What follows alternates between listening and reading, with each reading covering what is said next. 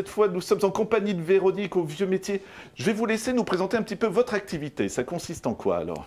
Alors à faire des corbeilles avec de la paille de seigle que nos anciens cultivaient. Ils fauchaient, ils prenaient la graine pour faire leurs céréales. Et après, l'hiver, ils faisaient des paniers, des petits paniers comme ça qu'on appelle bannetons. Ces petits bannetons servaient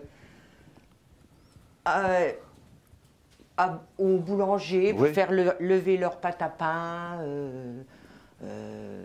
à récolter, à garder les céréales, enfin, à beaucoup de choses. Alors, ils étaient faits donc avec la paille qui avait été un petit peu séchée. Ils allaient en cueillir de la ronce. Ah, carrément, c'est ça qui fait le lien avec la paille, alors? Ce sont des éclisses de ronce.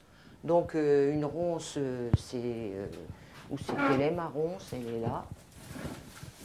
Donc, en fait, on récupérait tout, quoi. À chaque fois, voilà, on avait vraiment... On faisait avec ce qu'on avait, enfin, avec ce qu'ils avaient à portée de main. Donc, il fallait aller cueillir la ronce vers le mois de novembre. Il faut la fendre, il faut faire des éclisses. Enfin, déjà enlever les épines, faire des éclisses. Après ça, ils faisaient des petits rouleaux qu'ils gardaient. Et l'hiver, ils les faisaient un petit peu retremper et ils faisaient leur panier au coin du feu. Alors Véronique, sans vouloir vous embêter, vous pouvez prendre juste un petit exemple pour montrer à quoi ça ressemble quand on commence? Parce qu'il me semble sur la table qu'on voit déjà, il y en a une voilà, qui est entamée ou... Voilà. Juste pour nous montrer à quoi ça ressemble. Ah bah voilà, Véronique, c'est de la triche, vous l'aviez à côté de vous. Voilà, mais ça doit être un travail vraiment long, non? Et je sais pas. Long, non, pas. Enfin, il faut de la patience, hein, c'est sûr. Ça se fait pas comme ça. Celui-là, il m'a bien fallu au moins, allez, une bonne heure pour le faire. Le plus difficile, en fait, c'est de commencer le début, là. D'accord. Faire ce petit escargot et après, on tourne, on tourne. Bon, je me suis lancée dans un autre voilà, c'est pour ça que j'allais vous ovale, faire... Voilà. Mais bon, je ne suis pas encore très experte. Mais après, bon, vous pouvez décliner, faire plein d'autres choses, hein, des plus gros, les apiculteurs, avant, avaient des ruches comme ça.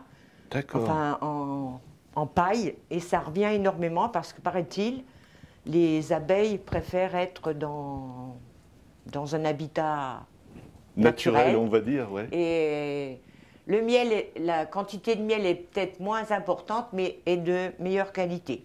Enfin, c'est un petit reportage que j'ai vu à la télé. D'accord. Je vois la paille, en fait, vous la tressez, c'est ça? Je vais vous montrer. Ah, c'est très gentil, Véronique.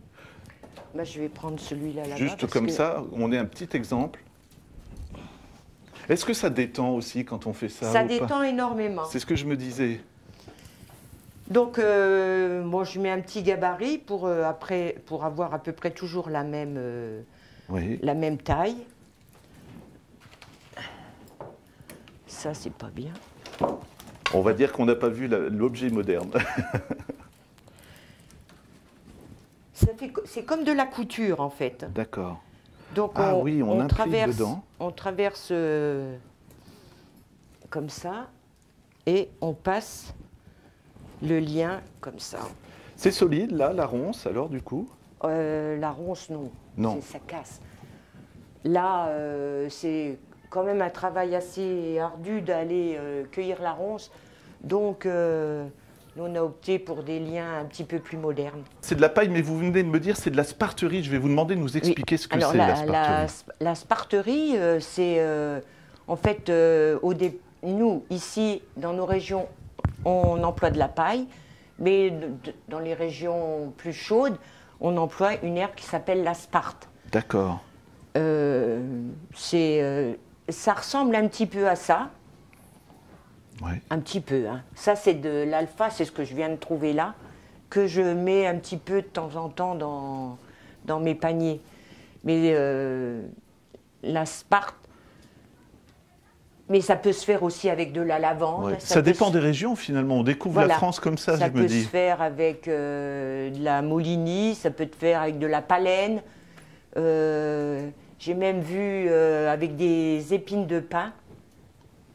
Là, ça doit être minutieux alors. Voilà. Ça se fait avec, en fait, avec tout ce qu'on peut trouver à l'endroit où on habite, dans la région où on habite. Et la paille de seigle est employée aussi parce qu'elle est déjà très souple. Enfin, elle n'est pas cassante et elle est très longue. Donc on peut faire un plus gros ouvrage en une fois. Voilà. Oui. Et juste, j'ai une dernière question. Ça tenait pour une année, ça, ou est-ce que ça tenait longtemps? Parce que de la paille comme ça, ouais. C'est inusable. Ah, d'accord. D'ailleurs, on a retrouvé des vestiges de l'Antiquité, des paniers qui avaient été faits dans l'Antiquité.